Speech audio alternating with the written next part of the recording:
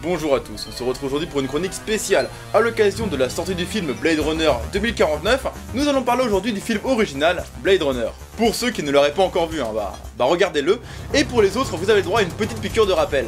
Blade Runner est un film de science-fiction sorti en 1982 et réalisé par l'incontournable Ridley Scott, à qui nous devons entre autres Gladiator, Alien ou plus récemment Seul sur Mars. Blade Runner nous propulse dans un monde rétro-futuriste où la plupart de la population humaine fuit la Terre, une planète maintenant insalubre, poisseuse et sombre. Et les humains ont également mis au point une nouvelle race d'esclaves, des réplicants. Ce sont des robots humanoïdes indifférenciables de l'homme.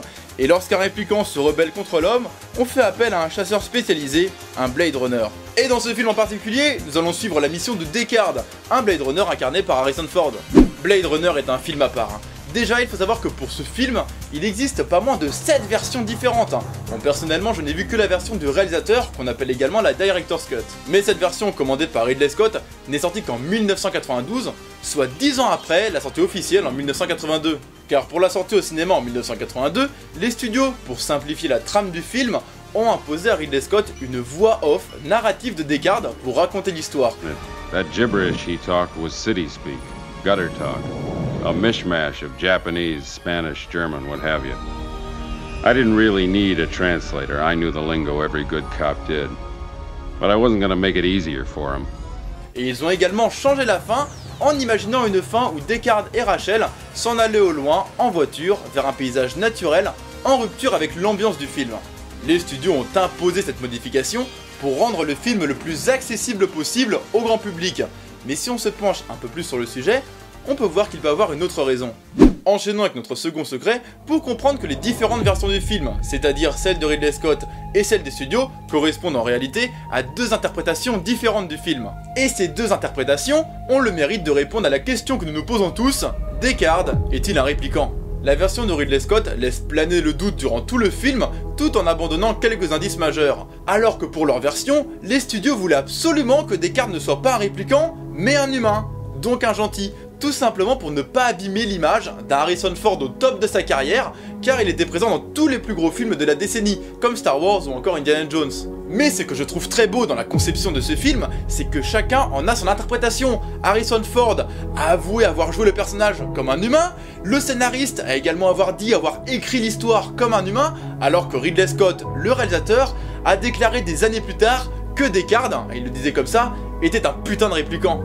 Continuons maintenant en disant que Blade Runner n'est pas une œuvre originale, mais en réalité l'adaptation d'un livre, Les androïdes rêvent-ils de moutons électriques. Sauf que le film a le mérite de reprendre l'ambiance et l'atmosphère du livre, mais ne suit pas du tout sa trame scénaristique. C'est d'ailleurs au passage le tout premier roman de Kadik qui a été adapté au cinéma, et après que l'écrivain ait refusé une bonne douzaine d'adaptations au cinéma de son livre, il a enfin accepté la version de Ridley Scott. Alors que le film était encore en production, il n'était pas encore terminé, les studios ont organisé une projection spéciale d'une vingtaine de minutes du film pour Kadik, et ce dernier a déclaré être totalement bluffé et adoré cette version du film qui retranscrivait parfaitement l'ambiance de son livre. Malheureusement, Kadik ne verra jamais la version finale de l'adaptation, car il est mort d'une crise cardiaque quelques mois avant sa sortie au cinéma. D'ailleurs au passage, il paraîtrait que Ridley Scott n'a jamais lu son livre. Continuons avec notre quatrième secret, comme tu le sais peut-être, les grands films de science-fiction aiment se faire des petits clins d'œil entre eux. D'ailleurs, on peut voir dans Star Wars E.T. l'extraterrestre au Sénat Galactique. Et pour cela, je vais te montrer l'écran de contrôle qu'on peut voir dans Alien, également réalisé par Ridley Scott. Et nous retrouvons exactement ce même écran de contrôle dans Blade Runner 3 ans plus tard. Alors on peut tout simplement se dire que Ridley Scott dans Blade Runner a choisi de faire un petit clin d'œil à son film précédent, ou on peut également se dire que Alien et Blade Runner font partie du même univers. Et cette théorie n'est pas si folle que ça, car il y a quelques jours, Denis Villeneuve, le réalisateur de Blade Runner 2049, a déclaré que Ridley Scott allait sûrement un jour réunir les deux univers. Continuons maintenant avec notre dernier petit secret concernant le titre du film. Il faut savoir que le titre Blade Runner a été choisi à la toute fin de la production. Durant le tournage, le titre était officiellement Mechanismo ou encore Android. Et il faut savoir que Ridley Scott n'aimait pas du tout le titre Blade Runner et avait longtemps milité pour que son film s'appelle Gotham City. Oui, tu as bien entendu, Gotham City, la ville de Batman. Car il trouvait que son film ressemblait étrangement à la ville de Batman. Heureusement pour l'originalité de l'œuvre, Bob Kane, le créateur du comic book Batman, n'a jamais voulu vendre les droits de son œuvre. J'espère que cette chronique spéciale sur Blade Runner vous aura plu. Voici le gagnant du petit jeu de la semaine dernière, qui consistait à trouver le titre exact de la vidéo de cette semaine.